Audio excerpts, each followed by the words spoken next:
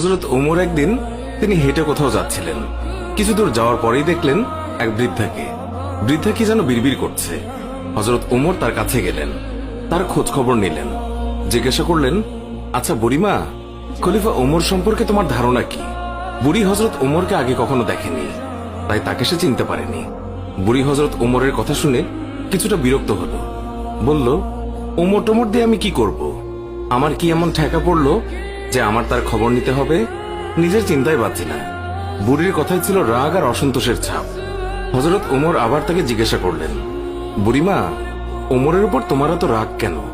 বুড়ি চেঁচিয়ে জবাব দেয়, রাগ হবে না কেন? এই যে সে খলিফা হয়েছে, তো আমায় কি একটা পয়সাও দিয়েছে? নাকি কোনোদিন আমার খোঁজ খবর নিয়েছে যে আমি কি হালতে আছি? ও মানুষ না।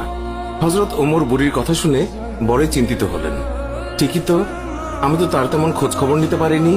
তিনি কিছুটা নরম হয়ে বুড়িকে আবার জিজ্ঞাসা করলেন, আচ্ছা, তুমি কি অবস্থায় আছো ওমর কি করে জানবে? তুমি গিয়ে ওমরকে সব জানিয়ে আসলেই তো পারতে। বুড়ি জবাব দেয়, কেন? আমি জানাতে যাব কেন? ওমরই তো আমিরুল মুমিনিন, সেই তো সবার খোঁজ খবর নেবে, আর এই জন্যই রাষ্ট্রের দায়িত্ব গ্রহণ করেছে। রুক্ষ ভাষায় বৃদ্ধা জবাব দিল। হযরত ওমর শান্তভাবে আবারও বললেন, আচ্ছা, ওমর খলিফা হওয়ার পর তুমি যে কষ্ট পেয়েছ, সেই কষ্টের বিনিময়ে তুমি কত টাকা পেলে ওমরকে মাফ করে দেবে?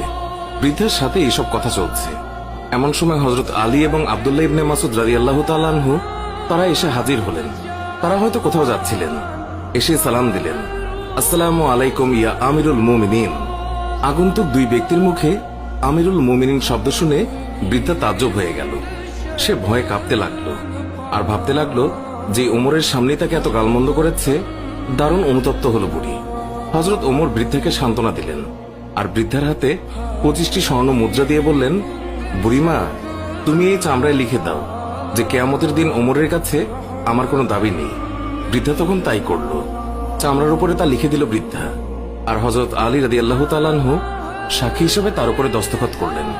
হযরত ওমর রাদিয়াল্লাহু তাআলা আনহু মুহাম্মদুর রাসূলুল্লাহ সাল্লাল্লাহু আলাইহি ওয়াসাল্লামকে অনুসরণ করে তালি লাগানো জামা পরতেন। যখন তিনি মুসলমানদের প্রাণকেন্দ্র বায়তুল মুকাদ্দাস জয় করার জন্য বের হচ্ছিলেন, সেই সময় তার পরিহিত জামায় 17টি তালি লাগানো ছিল। যখন তিনি তালিযুক্ত জামা পরিহিত অবস্থায় জেরুজালেমের উদ্দেশ্যে রওনা হয়েছিলেন, সাহাবাদের মধ্যে থেকে কেউ একজন হযরত আলী রাদিয়াল্লাহু তাআলা আনহুকে বললেন, ইয়া আলী, হযরত ওমর রাদিয়াল্লাহু তাআলা আনহুকে বলুন অন্তত আজকের দিনে তালিযুক্ত কাপড় খুলে একটু ভালো কাপড় পরিধান করার জন্য, কারণ তিনি ইহুদি খ্রিস্টানদের দেশে যাচ্ছেন। তারা হয়তো আমিরুল মুমিনিনকে দেখে বিরূপ মন্তব্য করতে পারে। তারা তিরস্কার করে বলতে পারে, মুসলমানগণ খলিফার জন্য একজোড়া ভালো কাপড়ের ব্যবস্থাও করতে পারেনি। আপনি খলিফাকে বুঝিয়ে বলুন। সাহাবাদের পিড়াপিড়িতে হযরত আলী রাদিয়াল্লাহু তাআলা আনহু কথাটি বলার জন্য হযরত ওমরের কাছে গেলেন, কিন্তু এমন কথা বলার সাহসী পেলেন না, কারণ হযরত ওমর রাদিয়াল্লাহু তাআলা আনহু তিনি এমনিতেই গরম। তারপরেও এমন স্পর্শকাতর বিষয়ে মুখটাই বা খুলবেন কিভাবে? অনেক চেষ্টা করলেন, কিন্তু কোনোভাবেই বলতে পারলেন না। ফিরে এলেন সাহাবাদের কাছে, নিজের অপারগতা প্রকাশ করলেন। হযরত আলী রাদিয়াল্লাহু তাআলা আনহু বললেন, আমি যখন বলার জন্য তার কাছে গিয়েছি, তখন আমার কথা বলার শক্তি হারিয়ে ফেলেছি। এবার সাহাবাগণ পরামর্শ করলেন, তাহলে এই কথা খলিফার কাছে কে বলতে পারে? সকলেই খেয়াল পেশ করল। হযরত আয়েশা রাদিয়াল্লাহু তাআলা আনহা এবং হযরত হাফসা রাদিয়াল্লাহু তাআলা আনহা বলতে পারবেন। তারা সকলে মিলে হযরত হাফসা রাদিয়াল্লাহু তাআলা আনহুর কাছে গেলেন। হযরত হাফসা রাদিয়াল্লাহু তাআলা আনহা বললেন, আমি রাসূলুল্লাহ সাল্লাল্লাহু আলাইহি ওয়াসাল্লামের স্ত্রী এবং খলিফা ওমরের মেয়ে, কিন্তু আমার পিতাকে এই কথা বলার সাহস আমার নেই। আমি এই কথা বলতে পারবো না। হযরত আয়েশা রাদিয়াল্লাহু তাআলা আনহা বলতে পারবেন। সাহাবায়ে কেরাম হযরত আয়েশার কাছে দরখাস্ত করলেন। অতঃপর তিনি হযরত ওমর রাদিয়াল্লাহু তাআলা আনহুকে ডেকে পাঠালেন। হযরত ওমর রাদিয়াল্লাহু তাআলা আনহু হযরত আয়েশা রাদিয়াল্লাহু তাআলা আনহার পয়গাম পাওয়ার সাথে সাথেই উপস্থিত হলেন।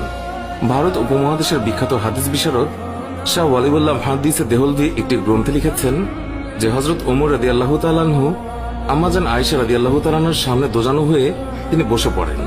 আয়েশা রাদিয়াল্লাহু তাআলা আনহা বললেন, আমিরুল মুমিনিন, আপনি যেহেতু খ্রিস্টিয়ানদের রাজ্যে যাচ্ছেন, এই জন্য আপাতত এই তালিযুক্ত জামা পরিবর্তন করে অন্য একটি ভালো জামা পরিধান করুন। আম্মাজান আয়েশা রাদিয়াল্লাহু তাআলা আনহার কথা শেষ হতে না হতেই খলিফাতুল মুমিনিন কেঁদে ফেললেন। আয়েশাকে বললেন, আম্মা, আপনি কি আমাকে রাসূলুল্লাহ সাল্লাল্লাহু আলাইহি ওয়াসাল্লাম থেকে দূরে সরিয়ে রাখতে চাচ্ছেন?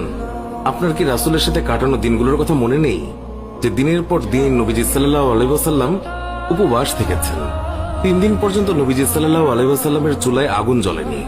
হে আয়েশা, আপনার কি সেই দিনগুলোর কথা মনে নেই যে নবীজি সাল্লাল্লাহু আলাইহি ওয়াসাল্লাম তালেযুক্ত কাপড় পরিধান করেছেন? আম্মাজান, ওমর এই ছেঁড়াফাটা তালেযুক্ত পোশাক পরে যে স্বাদ অনুভব করে তা বোঝানো সম্ভব নয়। ওমর আর অন্য কিছুতে এমন স্বাদ অনুভব করে না। সিরাতের কিতাবসমূহে লিপিবদ্ধ হয়েছে যে খলিফা হযরত ওমর রাদিয়াল্লাহু তাআলা আনহু যখন রাসূলুল্লাহ সাল্লাল্লাহু আলাইহি ওয়াসাল্লামের অসহায়তার কথা আলোচনা করছিলেন, তখন হযরত আয়েশা এবং হাফসা দুইজনেই অঝরে কাঁদছিলেন। অতঃপর খলিফাতুল মুমিনিন হযরত ওমর রাদিয়াল্লাহু তাআলা আনহু তালিযুক্ত কাপড় পরিধান করেই মুসলমানদের প্রাণকেন্দ্র বাইতুল মুকাদ্দাস বিজয় করার জন্য বের হলেন। হযরত ওমর রাদিয়াল্লাহু তাআলা আনহু তিনি যখন জেরুজালেম শহরে প্রবেশের দ্বার প্রান্তে 22 লক্ষ বর্গমাইলের বিশাল সাম্রাজ্যের খলিফার হাতে উটের রশি, উটের উপর বসে আছে ভৃত্য,